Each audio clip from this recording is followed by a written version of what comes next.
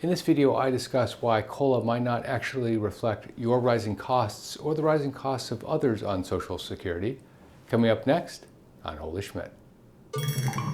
Holy Schmidt! A lot of retirees have said that the cost of living adjustment, or COLA, doesn't reflect their actual rising costs. This video will look at whether or not the SSA has missed the mark. Before we begin, please make sure you click subscribe and notifications. There are a lot of changes to social policy coming online, including those with Social Security, and I want to make sure that you get notified when they happen in real time. In order to know whether the cost of living adjustment is fair or not, you need to know a few things. The first is what the CPI-W, or Consumer Price Index W, is. CPI-W is the exact cost of living adjustment you get from the SSA. It's your COLA.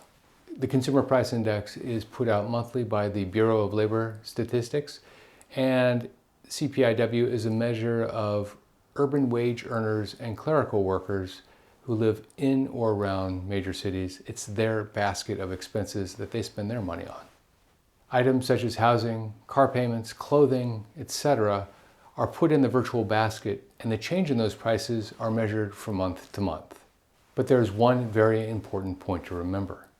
Because these are costs for products and services that urban wage earners spend their money on, raising a family, helping pay for college, helping a loved one in need, these expenses are going to be different for different people, and they will be vastly different in some cases than a typical retiree. Not surprisingly, many retirees spend more money on things like travel and leisure than does a typical urban wage earner. Things like medical costs and insurance form a much bigger part of a late-stage retiree's expenses than a typical urban wage earner. My mother-in-law, for example, was just told by her long-term care provider that her premium is going to double in the next 2 years. I suppose it was a legal requirement for them to give her that advance notice, but she is very, very healthy and has never had a claim. Also, if you like this video, please make sure you hit the like button. YouTube uses the like button in its algorithm to raise results, and I want to help as many people as I can. The next point is that even if you purchase the exact same stuff in the index, your costs will be different depending on where you live. The yearly change in housing costs, for example, will be different in New York City than it will be in Topeka, Kansas. The other point is that CPI-W, or COLA, can't accurately track some costs because they move up and down way too quickly. Have you ever noticed that the cost of gasoline can go up 25, even 50% in 6 to 12 months? It can go down just as quickly as well. If there's a lot of rain in the Midwest in a particular year, your food bill is going to go down. And conversely, if there's a drought, your cost of food is going to go way up. And here's another point.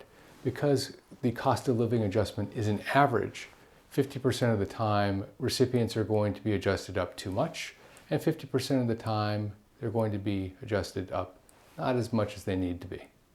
The next point, and this is really important, is that price inflation and wage inflation are two completely different numbers.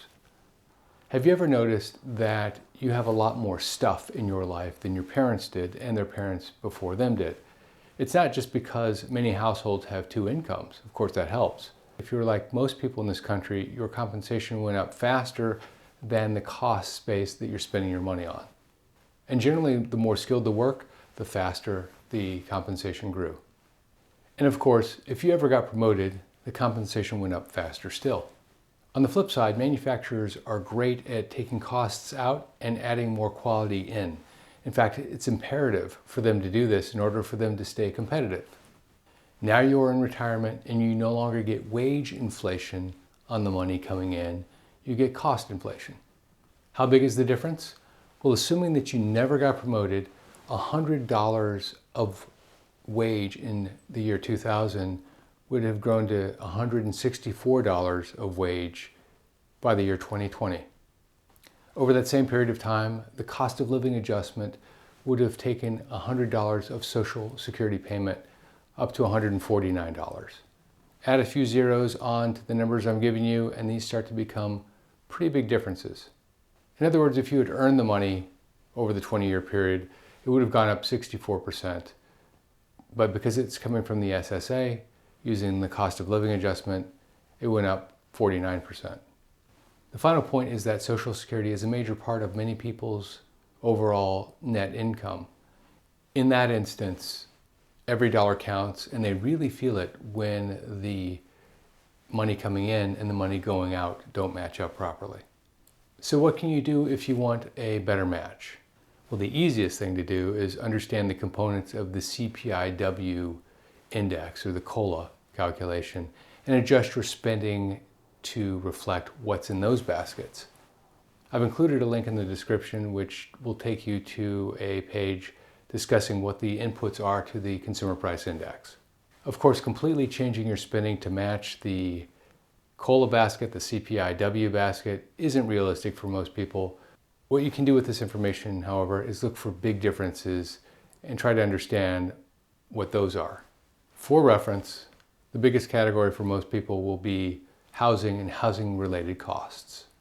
If you like this video, please click subscribe notifications so that you get alerted the next time I post a video. I post about twice a week.